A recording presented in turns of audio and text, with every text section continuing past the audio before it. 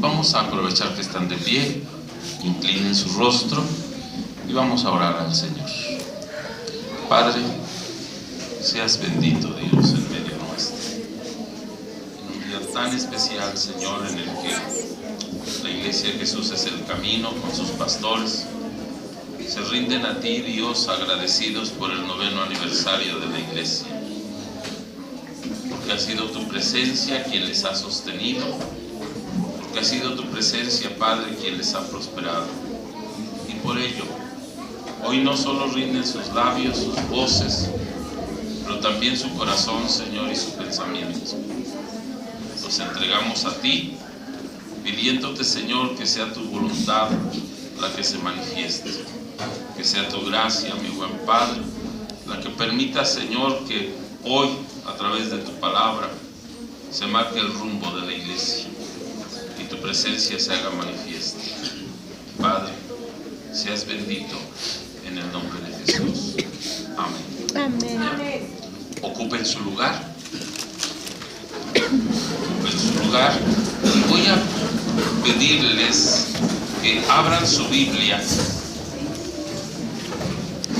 en el libro, en la carta del apóstol Pablo a los Colosenses. Carta del apóstol Pablo a los Colosenses.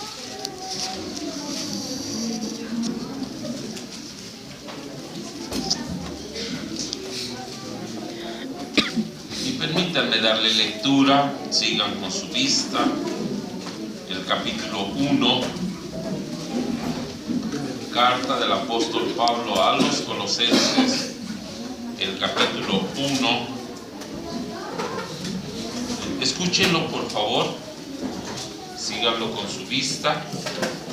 Dice a la letra, Colosenses capítulo 1, Pablo, apóstol de Jesucristo por la voluntad de Dios, y el hermano Timoteo, a los santos y fieles hermanos en Cristo que están en Colosas, gracia y paz sean a vosotros, de Dios nuestro Padre y del Señor Jesucristo.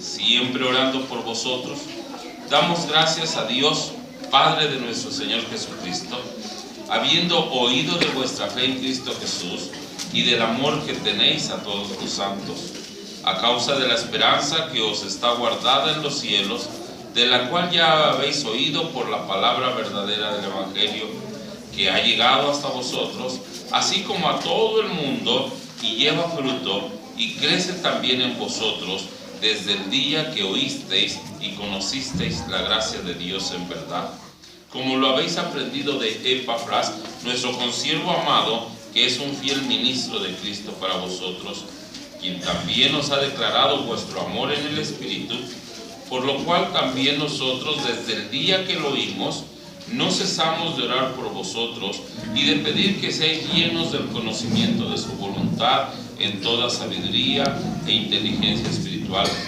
para que andéis como es digno del Señor, agradándole en todo, llevando fruto en toda buena obra y creciendo en el conocimiento de Dios, fortalecidos con todo poder, conforme a la potencia de su gloria, para toda paciencia y longanimidad, con gozo dando gracias al Padre que nos hizo aptos para participar de la herencia de los santos en luz, el cual nos ha librado de la potestad de las tinieblas y trasladado al reino de su amado Hijo, en quien tenemos redención por su sangre, el perdón de pecados. Amén. Él es la imagen del Dios invisible, el primogénito de toda creación, porque en Él fueron creadas todas las cosas, las que hay en los cielos y las que hay en la tierra, visibles e invisibles, sean tronos, sean dominios, sean principados, sean potestades. Todo fue creado por medio de Él y para Él.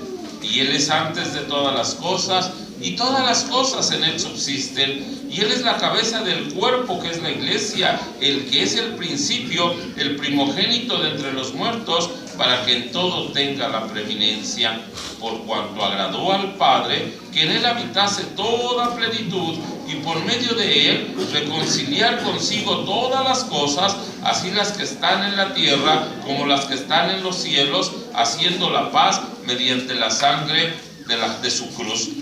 Y a vosotros también, que erais en otro tiempo extraños y enemigos en vuestra mente, haciendo malas obras, ahora os ha reconciliado en su cuerpo de carne por medio de la muerte, para presentaros santos y sin mancha e irreprensibles delante de él.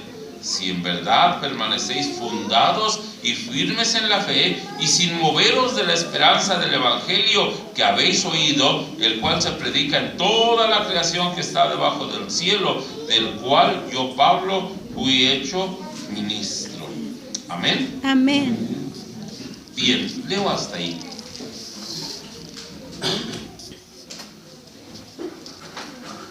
Bien, que el Señor les bendiga, iglesia Jesús es el Camino. Les felicito por el 9º aniversario y agradezco a Dios por la disposición de los pastores, que ciertamente hay distancia entre donde ellos están y este lugar, pero siempre el amor de Dios es el que les mueve para haber llegado hasta este lugar. Amén. Así que agradezco al Señor por sus vidas y por esta hermosa deferencia de que soy objeto al permitirme estar con ustedes y conocerles. Amén. Brevemente, a ver, pónganse de pie los hermanos de la iglesia Jesús es el Camino, o sea, los de aquí, los locales.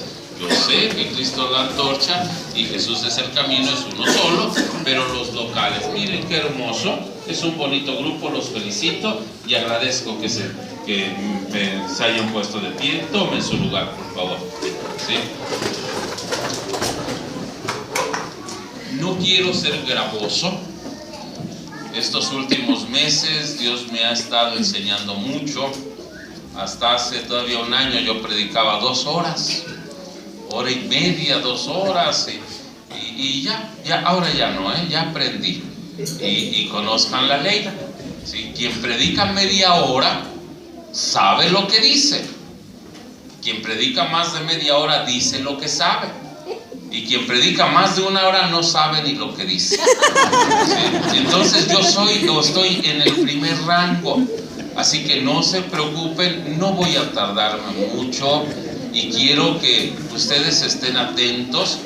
El secreto de la vida cristiana, hermanos, es la atención a la palabra de Dios. Es el momento más importante. ¿Sí? La referencia está en el libro de Nehemías, en su capítulo 8.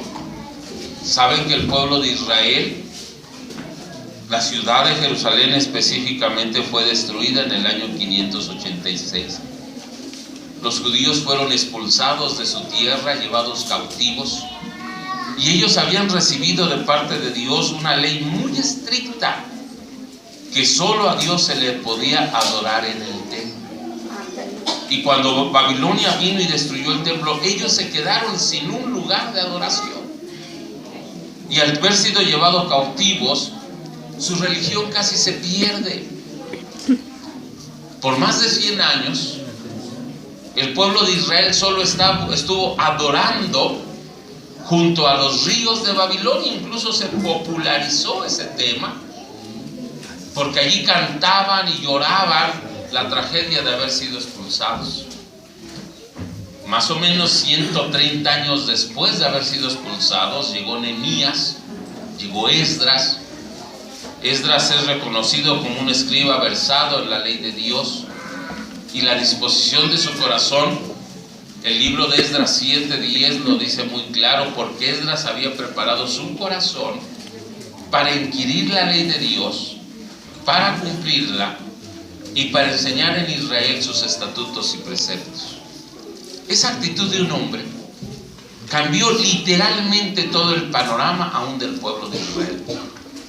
Cuando Esdras recibe permiso del rey Artajerjes para ir a Jerusalén, en 3 meses Esdras proclama la grandeza de Dios, y un día todo el pueblo se reúne en la plaza principal y le pide a Esdras que lea el libro de la ley. Ellos no lo conocían.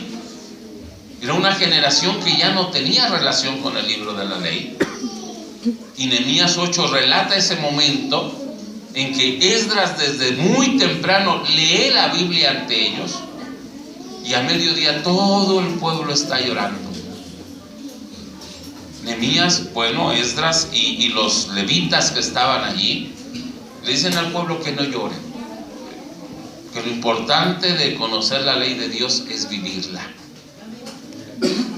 Y a partir de ese momento se establece lo que vienen a ser los cultos como hoy los conocemos. Incluso la única porción de la Biblia donde el púlpito se menciona es allí, en Nehemías 8. Esdras estaba sobre un púlpito de madera que había sido hecho y estaba en un altar, en un lugar más alto que todo el pueblo. A partir de ese día se establecen lo que en el pueblo de Israel se llaman las sinagogas, que hasta el día de hoy son los elementos que funcionan para adorar al Señor. Y cuando nace la iglesia cristiana, entonces si tomamos esos preceptos de Israel y establecimos el culto en un púlpito, y se establece el corazón del culto, el tiempo de la palabra de Dios. Y la responsabilidad de quienes escuchan es estar atentos a la palabra de Dios. ¿Sí? Y miren, hay una información importante, ¿eh? Se las leo, además, se las leo. Sí, miren, ya, esto no es la predicación, ¿eh? Así que si iba yo a predicar 30, ya me voy a 40 por los 10 minutos de esta introducción. Vayan a Nehemías 8, por favor. Nehemías 8. ¿Sí? Ya encontraron, dice, Esdras lee la ley al pueblo. 8. Nehemías 8, sí. ¿Ya lo tienen? Ay, voy a leer, bueno, es todo el capítulo, pero miren, voy a hacer algo que a lo mejor me abre la puerta para ya no regresar con ustedes. ¿Sí? Sí. Nehemías 8:8 dice: y leían en el libro de la ley de Dios claramente y ponían el sentido de modo que entendiesen la lectura. Y Nehemías, el gobernador, y el sacerdote Esdras, escriba, y los levitas que hacían entender al pueblo, dijeron a todo el pueblo: día santo es a Jehová nuestro Dios, no os entristezcáis ni lloréis. Porque todo el pueblo lloraba oyendo las palabras de la ley. Luego les dijo: id, comed grosuras y bebed vino dulce, y enviad porciones a los que no tienen nada preparado, porque día santo es a nuestro Señor. No os entristezcáis, sí, porque el gozo de Jehová es vuestra fuerza. Amén. Y los levitas, pues, noten esto, hacían callar a todo el pueblo diciendo: callad, porque es el día santo y no os entristezcáis, etcétera, etcétera, etcétera. Si quería llamar la atención a este acto en el que los papás le dicen a sus hijos y les enseñan desde casa que cuando están en el culto tienen que poner atención al culto. Los niños pueden ser, como decía mi mamá, la piel de Judas, pero cuando papá y mamá les enseñan la importancia del culto, los niños vienen a poner atención al culto.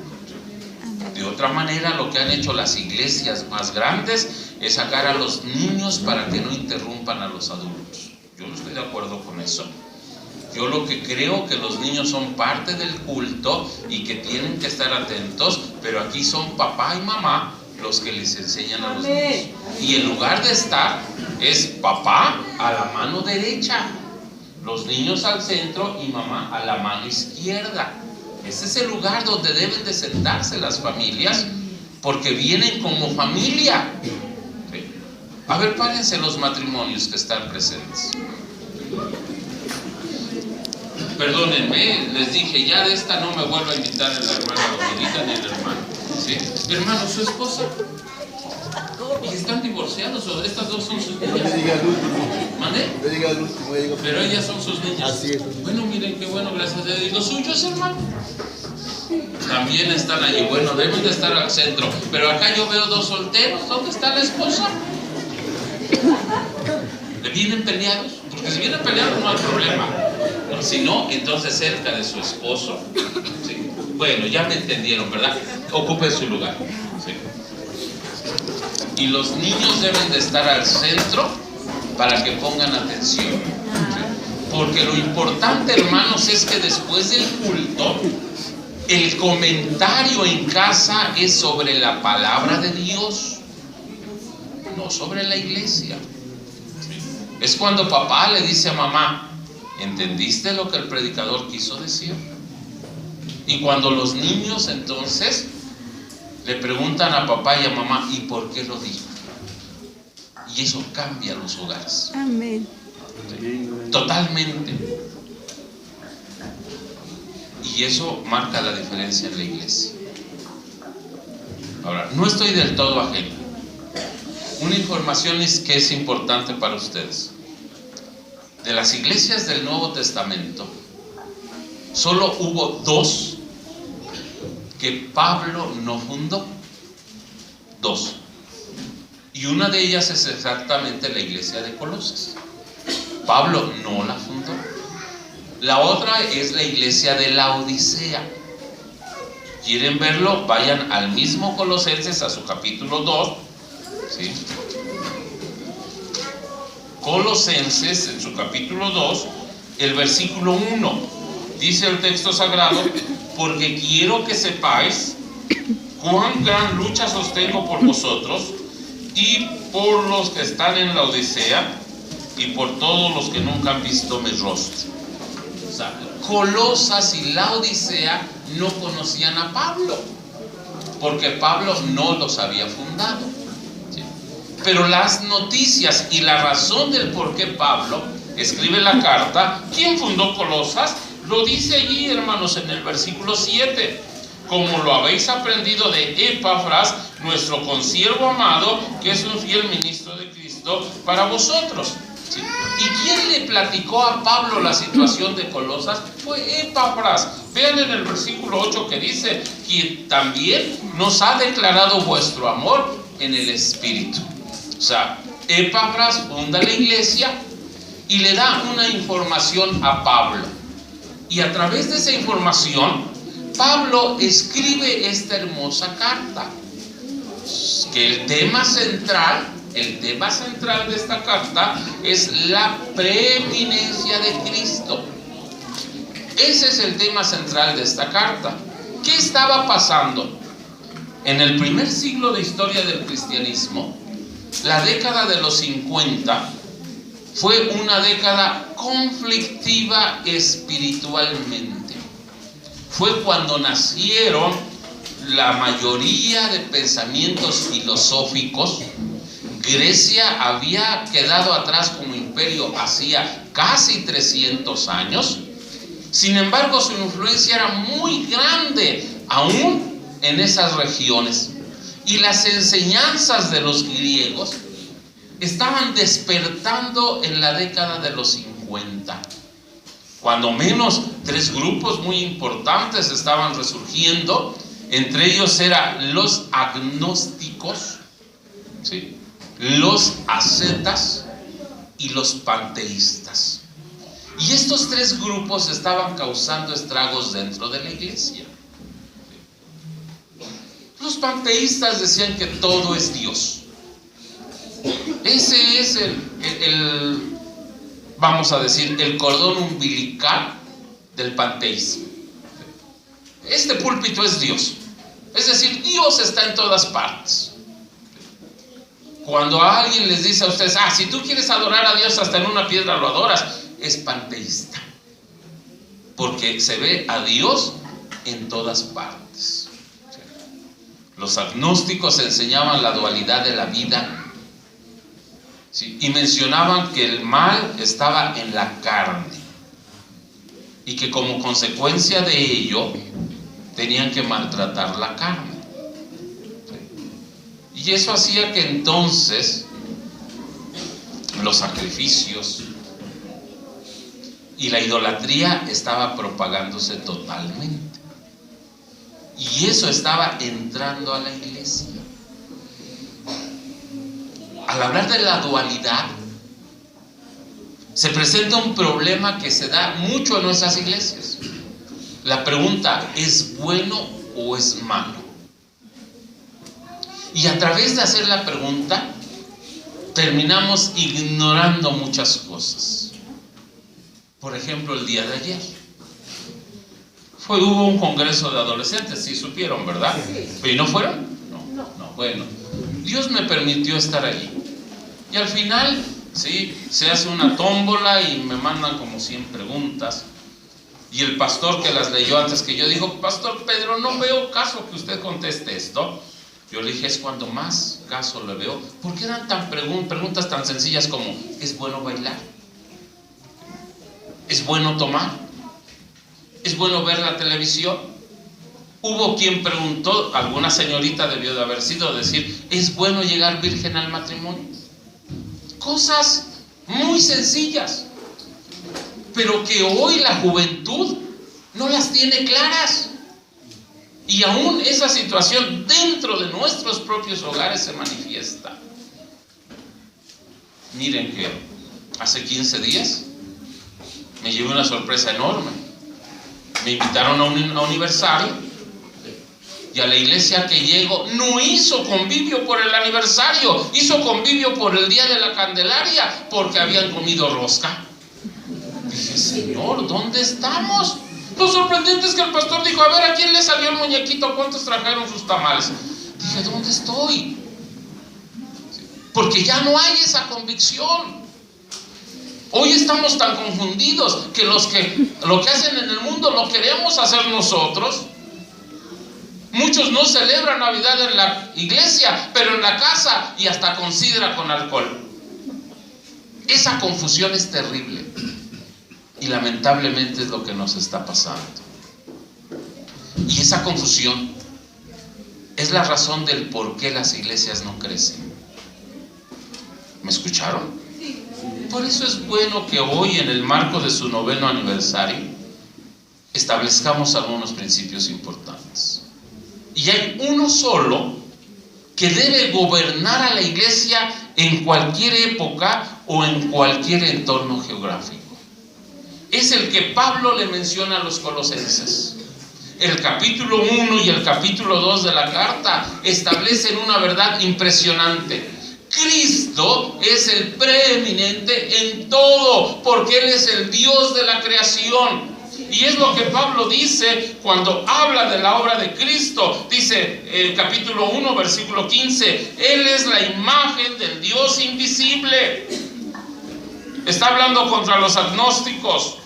El primogénito de toda creación. Está hablando contra los panteístas. Porque en Él fueron creadas todas las cosas, las que hay en los cielos y las que hay en la tierra, visibles e invisibles, sean tronos, sean dominios, sean principados, sean potestades. Todo fue creado por medio de Él y para Él, y Él es antes de todas las cosas, y todas las cosas en Él subsisten, y Él es la cabeza del cuerpo, que es la iglesia, el que es el principio, el primogénito de entre los muertos, para que en todo tenga la preeminencia. Pablo le está diciendo a los colosenses: Cristo es todo.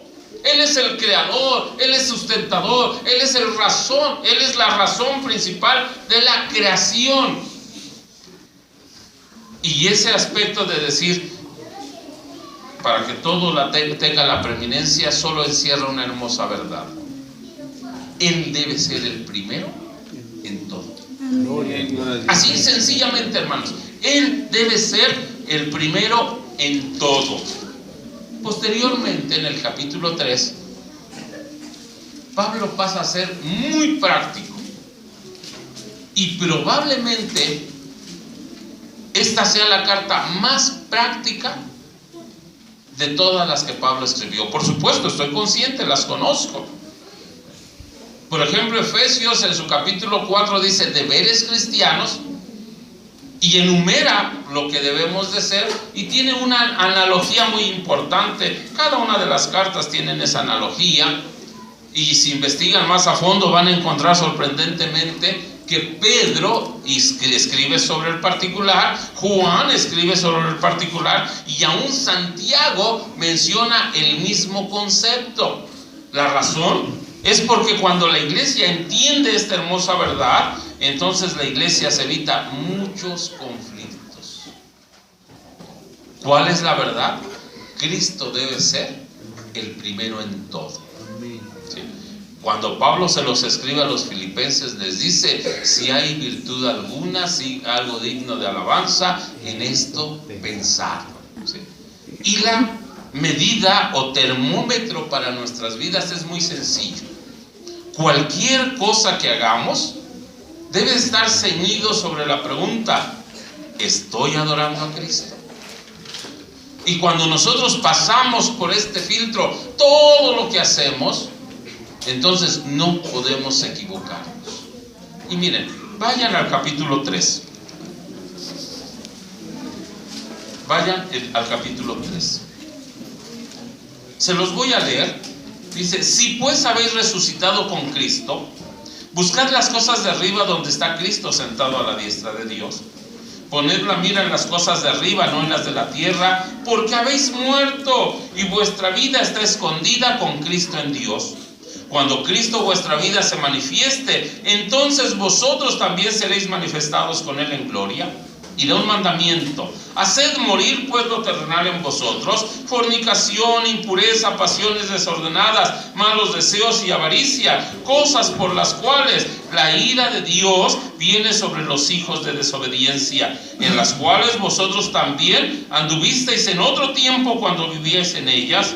Pero ahora dejad también vosotros todas estas cosas: ira, enojo, malicia, blasfemia, palabras deshonestas de vuestra boca. No mintáis los unos a los otros, habiendo despojaos del viejo hombre con sus hechos, y revestíos del nuevo, el cual conforme a la imagen del que lo creó se va renovando hasta el conocimiento pleno, donde no hay griego ni judío, circuncisión ni incircuncisión, bárbaro ni escita, siervo ni libre, sino que Cristo es Él en todo y en todos. Aleluya. Amén. Cristo debe ser el primero en nuestra vida personal. Hablamos de la pureza, que se define en términos cristianos como santidad. Y es que al momento que ustedes han aceptado a Jesús, en ese momento el Espíritu Santo viene a morar en nuestras vidas.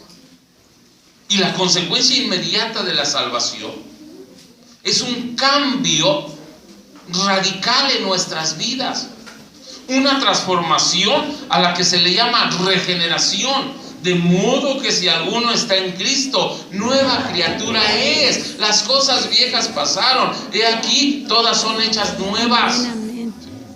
La primer consecuencia inmediata de la salvación es el cambio en nuestras vidas.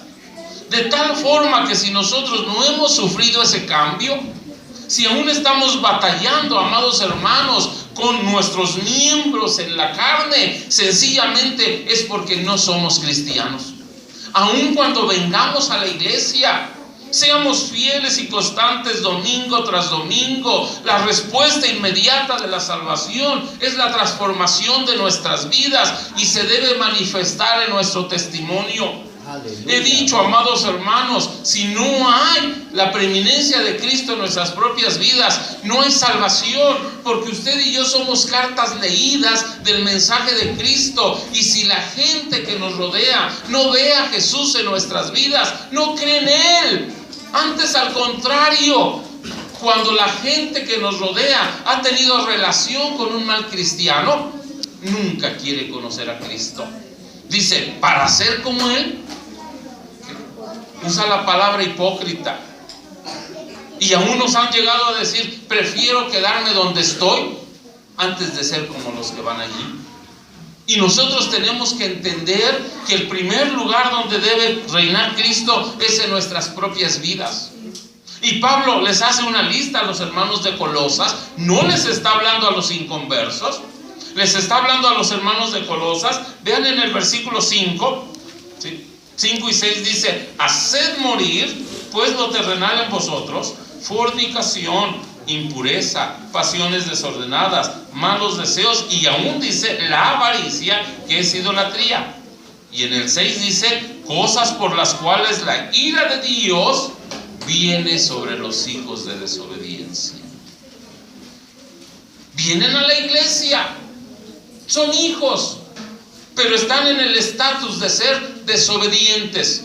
Y la consecuencia de esa acción, dice el texto, es la ira de Dios. Está enojado con nosotros porque no estamos dándole el primer lugar a Cristo. Y no estoy forzando la escritura. Cosas por las cuales la ira de Dios viene sobre los hijos de desobediencia. Y luego dice el mismo versículo, el mismo capítulo, pero ahora en el versículo 7: pero ahora dejad también vosotros todas estas cosas: ira, enojo, maledicencia, blasfemia, palabras deshonestas de vuestra boca. Y luego viene un pecado, dice: no mintáis los unos a los otros. Es una lista que ustedes pueden escribir en un pizarrón, ¿sí? Y decir sí, no, y darse cuenta que de esta lista, que es muy cortita, cuando menos el 33%, es decir, 1 de cada 3 pecados, lo vive cada cristiano. Y si nosotros estamos en esa condición, entonces no estamos dándole el primer lugar a Cristo en nuestras vidas. Y la gente no está viendo a Cristo en nuestras vidas. Entonces Pablo exhorta a los colosenses que Cristo debe ser el primero en su vida. Y después, amados hermanos, es algo muy importante. Dice, les leo ahora a partir del versículo 12, estoy en Colosenses 3:12. Vestíos pues como hijos de Dios, santos y amados, de entrañable misericordia, de benignidad, de humildad, de mansedumbre, de paciencia, soportándoos unos a otros y perdonándoos unos a otros. Noten: si alguno tuviere queja contra otro, de la manera que Cristo os perdonó, así también hacedlo vosotros. Y sobre todas estas cosas, vestíos de amor, que es el vínculo perfecto, y la paz de Dios gobierne en vuestros corazones, a la que asimismo fuisteis llamados en un solo cuerpo, la iglesia, y sed agradecidos. La palabra de Cristo mora en abundancia en vosotros, enseñándoos y exhortándoos unos a otros en toda sabiduría, cantando con gracia en vuestros corazones al Señor, con salmos e himnos y cánticos espirituales. Y todo lo que hacéis, sea de palabra o de hecho, hacedlo todo en el nombre del Señor Jesús, dando gracias a Dios Padre por medio de Él. Amén, aleluya. Aquí está el propósito de la iglesia. Principalmente, amados hermanos, el propósito de la iglesia se encierra en 3 conceptos. 1, la iglesia está puesta en el mundo para evangelizar o testificar de Cristo. 2, la iglesia está puesta en el mundo para adorar a Cristo. Y 3, la iglesia está puesta en el mundo para vivir la comunión de Cristo. Amén. Si en nuestra vida personal le damos el primer lugar al Señor, en la vida dentro de la iglesia, Cristo también debe tener el primer lugar. Y la respuesta de la vida en Cristo, nuestra propia vida, se llama santidad. Y la respuesta a la vida de la iglesia se llama comunión. Y esa comunión, hermanos, es lo que hace que el Espíritu Santo trabaje en medio de la iglesia. Es lo que hace que el Espíritu Santo imparta sus dones en la iglesia. Y es lo que hace que los hermanos manifiesten esos dones dentro de la iglesia. Porque si no está la manifestación del Espíritu Santo en la iglesia, algo está pasando. No hay comunión. Y suelo decir, una vida así no vale la pena vivir. Pablo le pide a Timoteo que tu aprovechamiento sea notorio. Imagínense, ya tenemos 15 años de cristianos y seguimos con los mismos pecados que antes de convertirnos. Nos enojamos, tenemos ira, pecamos, hacemos cosas terribles. Llegamos a la iglesia y estamos en la misma circunstancia. Venimos al culto, pero no venimos con ese espíritu de crecer, de aprovechar la enseñanza, de vivir en comunión con los hermanos. Y eso es terrible. Yo vengo de la primera época del cristianismo, cuando si el pastor detectaba que alguna familia no se hablaba, inmediatamente los llamaba.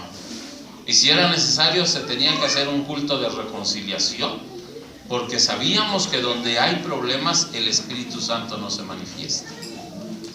Y si ustedes tienen años que no ven un milagro, El problema es que Cristo no tiene el primer lugar en su iglesia. La gente debería estar formada esperando a entrar. Porque quienes tienen el don de sanidad, quienes tienen el don de discernimiento, estarían ejerciéndolo dentro de la iglesia. Y sería un lugar preeminente en la región donde la gente lo buscaría para encontrar respuesta a sus necesidades. Es importante que Cristo sea el primero en todo. Y que cuando ustedes vienen a la iglesia sepan que vienen a adorar al Señor. Y la adoración no solamente es canto. Noten los elementos de la adoración en Colosas. Amén. Versículo 12 habla de santidad. Versículo 3, hermanos, previo en el 12, menciona la santidad y da respuesta como misericordia, benignidad, humildad, mansedumbre y paciencia. 5 elementos importantes que tienen que ver con la relación de los que están a nuestro alrededor. En el 13 dice soportando unos a otros y perdonando unos a otros. ¿Sí? No dice Pablo que todo es perfecto, no. Dice que van a surgir situaciones que probablemente nos separen, pero aún se atreve a mencionar apelando a la obra de Cristo. Que así como Cristo nos perdonó, también nosotros debemos de perdonar. Pero hoy nos hemos vuelto tan sensibles que si no nos saludan, ya estamos llorando. Sí. Ay, y las madres que no pueden aguantar que el pastor le diga a sus niños, siéntate. El domingo pasado sepulté a un hermano cuya hija se fue del templo porque la pastora le dijo un día, ¿sí?, le llamó la atención y la hermana se enojó y le dijo, pastora, es mi hijo, usted no tiene derecho a llamarle la atención. Y se fue de la iglesia. Por supuesto, el hijo ahorita es un drogadicto malviviente que le está dando dolores de cabeza. Y el domingo pasado que la vi, me dijo, no sabe cuánto me arrepiento, ya es tarde. Totalmente tarde. Su hijo se va a ir al infierno como consecuencia de que la madre no supo perdonar la autoridad del pastor. O si uno predica muy fuerte, ya no queremos venir. Esas situaciones, Pablo dice, sopórtenlas y perdónense. ¿Sí? ¿Se explica la Biblia? ¿Sí? Soportando unos a otros, y otra vez les digo, apela a Cristo. ¿Sí? Y sobre todas estas cosas dice, vestidos de amor, que es el vínculo perfecto. Son 6 cosas contando el soportarlos, pero esas 6 cosas tienen como una estructura sólida el amor, y aún Pablo lo menciona que es el vínculo perfecto. La verdadera comunión nace cuando los hermanos de la iglesia nos amamos. Amén. Y somos honestos y nos preocupamos los unos por los otros. Pablo establece la iglesia como un cuerpo. Y Pablo menciona que nos debemos doler con los que se duelen.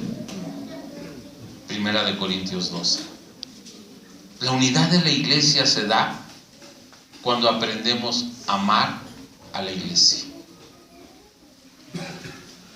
Mencionaba el hermano, si hablamos a las 2 de la mañana, a las 3, el pastor está orando por nosotros. Pero también la iglesia debe de orar los unos por los otros.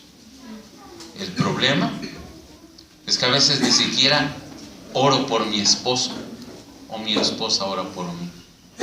Porque el mayor problema es que no tenemos comunión, ¿sí?, los unos con los otros. Eso es terrible. Cristo debe ser primero en mi vida, pero también Cristo debe ser primero en la iglesia. 3.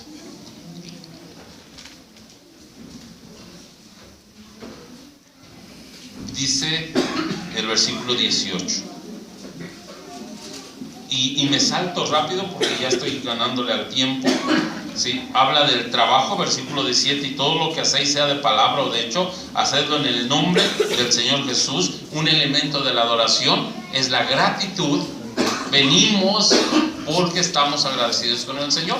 la palabra culto, si ustedes la buscan en el diccionario, es el homenaje público que el hombre tributa a Dios por lo que él es, por lo que él hace, y ese elemento se llama gratitud. Venimos a adorar al Señor por todo lo que Él ha hecho, y todo lo que hacemos lo hacemos agradecidos por o con el Señor. Y luego entonces me voy inmediatamente al versículo 18. Dice: casadas, estad sujetas a vuestros maridos como conviene en el Señor.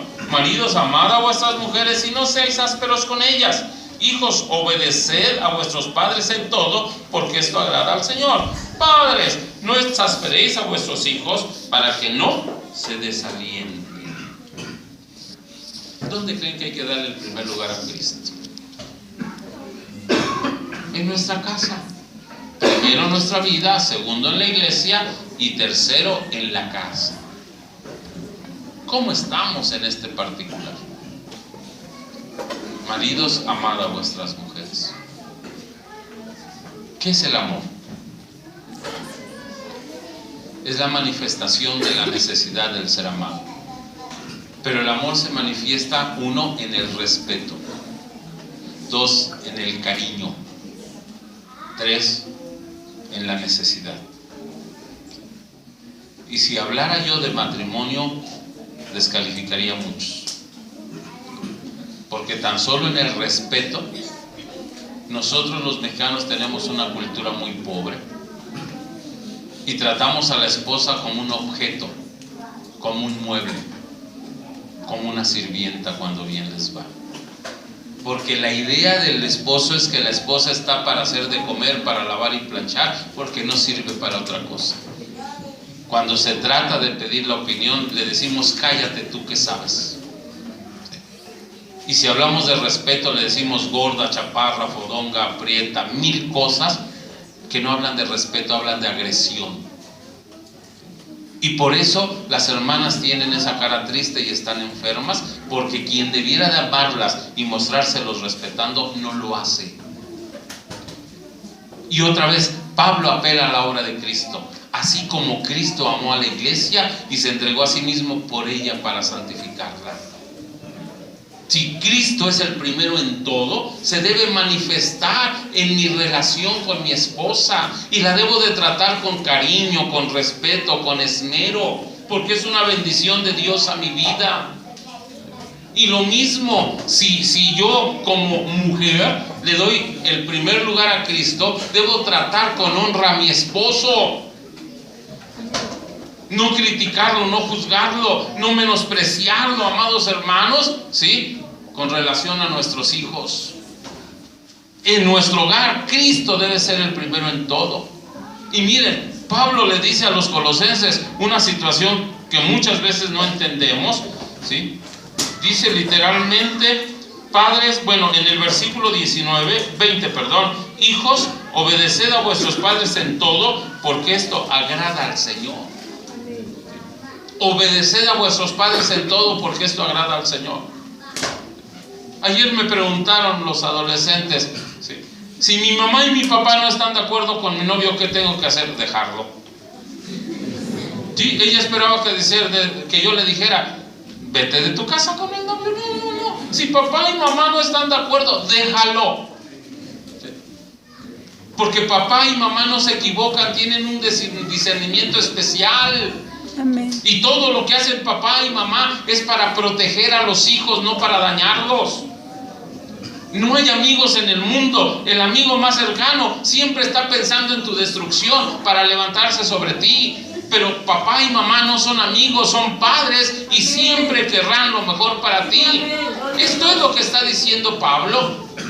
Hijos, obedeced en todo a vuestros padres, porque esto agrada al Señor. Así que si mamá dice: ese muchacho no te conviene, la muchacha tiene que irle a decir: ¿sabes qué? Sí, mi mamá no te aprobó y yo tampoco lo hago. Qué cruel les está pareciendo la vida, ¿verdad? Pero es real. Así es. Es lo que Pablo está diciendo. Y no saben cuántas lágrimas evitan hijos si escuchan el consejo de papá y mamá. Así es. No saben cuántos dolores de cabeza evitarán en su propia vida si saben agradar al Señor a través de obedecer a mamá y a papá. Pero padres, aquí también Pablo dice: no exasperéis a vuestros hijos para que no se desalienten. Los que tienen hijos que se han apartado del Señor, que no quieren venir a la iglesia, y que lo más cómodo es echarle la culpa al pastor o a los miembros de la iglesia. Mi hijo ya no quiere ir porque el pastor no lo saludó. No quiere venir porque ve tu testimonio en casa, porque se da cuenta que peleas con tu mamá y que es incongruente tu cristianismo, que aquí pones una cara y en tu casa eres muy diferente. Por eso el hijo dice: la religión de papá no sirve, porque él mismo no la vive, y eso los desalienta. Cristo debe ser el primero en mi vida, en mi iglesia y en mi casa. Amén. ¿Me escucharon? 4. Sorprendente esta parte, pero me encantó mucho. Capítulo 4, versículo 1. Perdón, 3:22. 3:22. Siervos, obedeced a todo a vuestros amos terrenales, no sirviendo al ojo como los que quieren agradar a los hombres, sino con corazón sincero, temiendo a Dios. Y todo lo que hagáis, hacedlo de corazón como para el Señor y no para los hombres, sabiendo que del Señor recibiréis la recompensa de la herencia, porque a Cristo el Señor servís. Tenemos que darle el primer lugar a Cristo en nuestro trabajo. ¿Me escucharon o no me escucharon? Amén. Sí. Seguro al 10º aniversario no vengo, hermana Dominguita. ¿Sí? No solo en mi vida, no solo en la iglesia, no solo en la casa, pero también en el trabajo. El cristiano debe manifestar la presencia de Cristo en todas partes. Y cualquiera que sea el trabajo que tú tienes, por ser cristiano debes de ser el mejor trabajador. Y si allí tienen tabuladores mensuales del empleado del mes, o la técnica moderna, el socio del mes, allí debes de estar tú permanentemente, porque en el trabajo tú estás honrando a Dios. Tú no eres de los que llegan tarde ni salen rápido porque no quieren trabajar.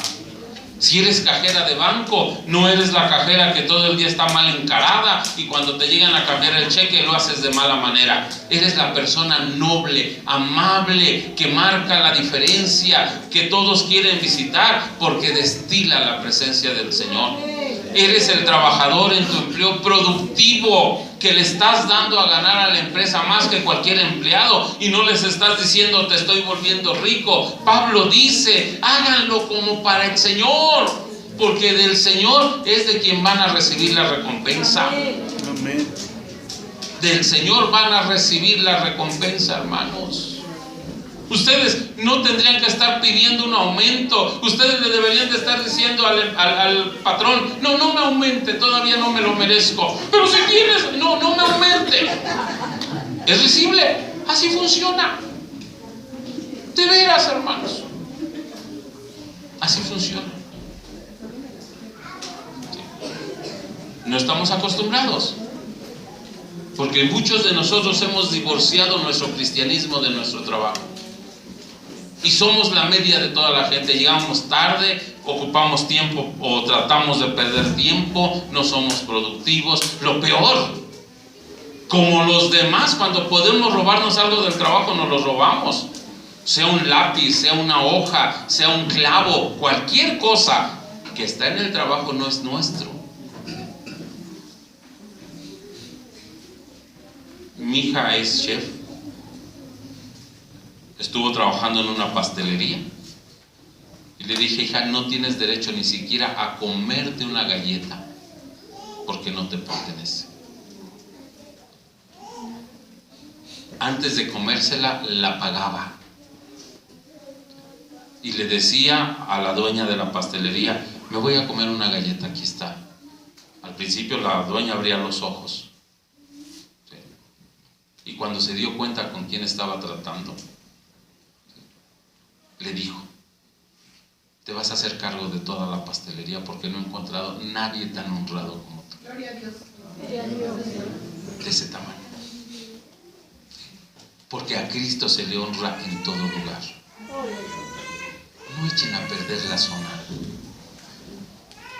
Como iglesia, déjense sentir por lo bueno que son. Para que no necesiten evangelizar, la gente quiera venir. Para que si hay empresas alrededor, vengan y le digan al pastor: pastor, necesitamos empleados. Y los de tu iglesia son los mejores, los más calificados, los más honestos. Y solo cuando hacemos eso le honramos al Señor. De otra manera, es mentira que seamos cristianos. ¿Escucharon? Sí. Es mentira que seamos cristianos. Si yo no estoy honrando a Dios en mi vida y sigo pecando como antes, si no lo honro en mi iglesia y soy causa de los problemas en ella, si Dios no tiene el primer lugar en mi casa y vivo en un hogar de perros y gatos donde todo el tiempo hay pleitos, y si en mi trabajo no soy diferente, no se engañen, no son cristianos. Lo más terrible es que Cristo ya viene, y quienes estén viviendo ese estilo de vida no se van a ir con el Señor. Somos la generación a la que le va a tocar contemplar las promesas del Señor, y muy pronto. No saben cuándo. Todo se está cumpliendo. Los que aman la profecía están inquietos estos días porque el presidente de Estados Unidos está hablando de un tratado de paz con Israel y Palestina. Y Tesalonicenses dice: cuando digan paz y seguridad, vendrá el fin. Y es lo que se está hablando como nunca antes se había hecho. Así que la inminente venida de Cristo está a las puertas. La pregunta es: iglesia, Jesús es el camino. ¿Estamos preparados? Si esta tarde viniera el Señor, nos iríamos con Él. Pero si no le estamos honrando en nuestras vidas, si no le estamos honrando en nuestra iglesia, si no le estamos honrando en nuestra casa o en el trabajo, nos estamos engañando. Y la Biblia es clara: no os engañéis, Dios no puede ser burlado. Hace unos días me llamó la atención el título de una película y lo busqué. Es La Última Profecía. No suelo ver películas. Lo único que veía yo de películas era en los aviones, ¿sí? Porque no había otra cosa que hacer. Los viajes eran largos y me entretenían las películas. Y me acordé y la busqué. Es el rapto de la iglesia, desde la perspectiva de Hollywood. Y está más bíblica que cualquier película que la misma iglesia hubiera hecho. Y aún el mundo está señalando la inminente venida de Cristo como ya. Me atrevo a darles permiso, vean la película, se llama La Última Profecía. Y es literal, es el rapto, no hay otra cosa.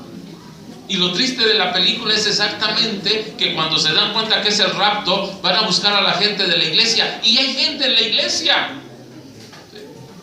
La hija de quien es la protagonista principal llega y se encuentra el pastor de la iglesia y le dice: pastor, ¿por qué se quedó? Y fue bien sencillo: porque no vivía lo que predicaba. Y ese es el problema del cristianismo hoy en día, que no vivimos lo que la palabra del Señor enseña. Y por esa simple razón muchos nos vamos a quedar. ¿Me expliqué? Cierren sus ojos.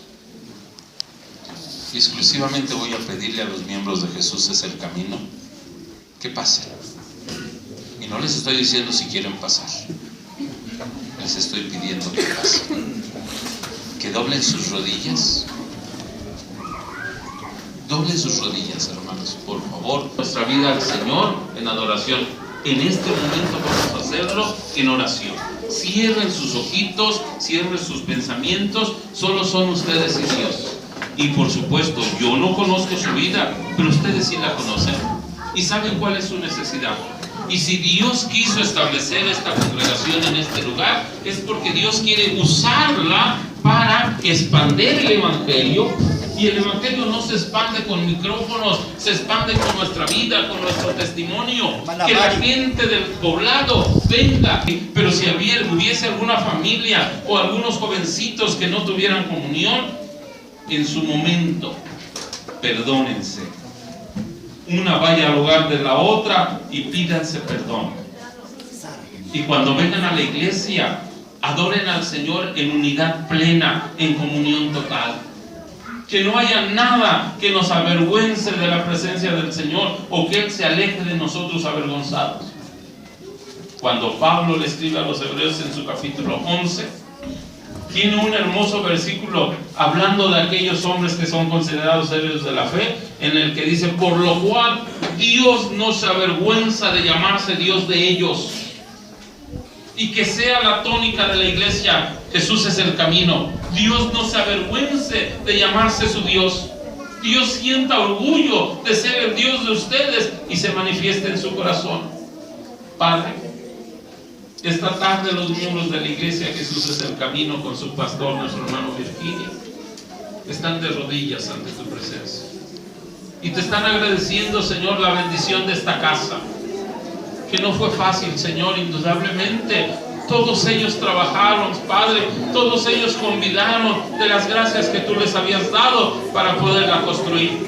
Todos ellos pusieron su esfuerzo, Padre, pues ahora que tú les permitiste construir esta casa y levantarla para la honra y tu gloria, Señor, que ellos la edifiquen, Padre, que no sean quienes la derriban con sus manos, pero que amen las almas, Señor, y que su testimonio hable de tu gracia alrededor. Te pido, Padre, que tú muestres qué dones tienen los miembros de la iglesia de este lugar. Que tú les enseñes con qué propósito los has llamado, los alcanzaste, Padre. Dios, que anhelemos vivir en santidad, que anhelemos vivir en comunión, que anhelemos vivir en amor y que anhelemos vivir en servicio, Señor. La santidad de nuestra vida, la comunión en nuestra iglesia, el amor en nuestra casa y el servicio en nuestro trabajo, Dios. Y que tú te agrades, Señor, porque estamos dándote el primer lugar en todo. Que la iglesia Jesús es el camino, Señor, sea una lumbrera, Padre, que llene toda esta región. Que la gente, cuando tenga enfermos, antes de correr al hospital, vengan a la iglesia. Que los matrimonios, cuando tengan crisis, antes del divorcio, consulten a la iglesia, Señor. Úsala, Padre. Y ahora, en los momentos tan difíciles, permite, Señor, que ninguno se pierda. Es la razón del por qué Pablo le escribe a los de Colosas, para que no se dejen engañar por las falsas doctrinas, para que sigan fundamentados en la fe, en el evangelio que les ha sido predicado, para que a través, Señor, de ese